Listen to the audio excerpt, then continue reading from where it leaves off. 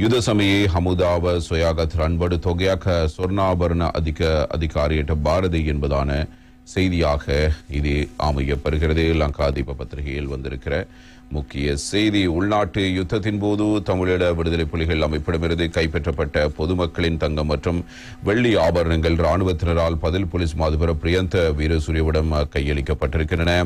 நேற்று வெள்ளிக்கிழமை பத்திரமுல்லையில் உள்ள ராணுவ தலைமையகத்தில் குறித்த ஆபரணங்கள் உத்தியோகபூர்வமாக பதில் போலீஸ் மாதிபரிடம் இவ்வாறு ஒப்படைக்கப்பட்டிருக்க. இவ்வாறு ராணுவத்திடமிருந்து போலீஸ் மாதிபரால் பொறுப்பேற்கப்பட்ட தங்கம் மற்றும் வெள்ளி என்பனவற்றின் பெறுமதி நீதிமன்ற உத்தரவுக்கமைய அடுத்த கட்ட நடவடிக்கைக்கு என்ன செய்யலாம். நீதிமன்றத்தின் உத்தரவின் மூலமாகவே இது தொடர்பான செயற்பாடுகள் முன்னெடுக்கப்படும் என்கிற விடயங்கள் இவ்வாறு தரப்பட்டிருக்கின்றன.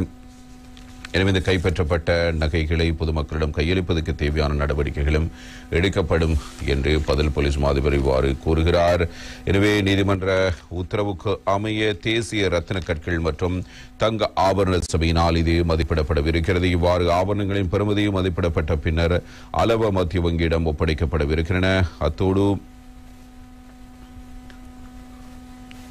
இந்த நகைகள் ஆபரணங்கள் அனைத்துமே மத்திய வங்கியிடம் ஒப்படைக்கப்படவிருக்கின்றன. அத்தோடு இவற்றில் தமது ஆபரணங்கள் இருந்தால் பொதுமக்கள் அவற்றை உறுதிப்படுத்தும் பட்சத்தில் அவை அவர்களிடம் கையளிக்கப்படும் என்று ராணுவ தலைமையகம் இவ்வாறு தெரிவிக்கிறது.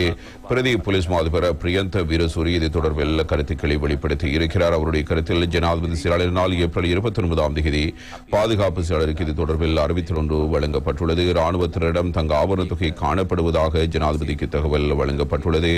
பாதுகாப்பு செயலரினால் இது குறித்து பொதுமக்கள் பாதுகாப்பு அமைச்சர் சிலருக்கும் தகவல் வழங்கப்பட்டுள்ளது.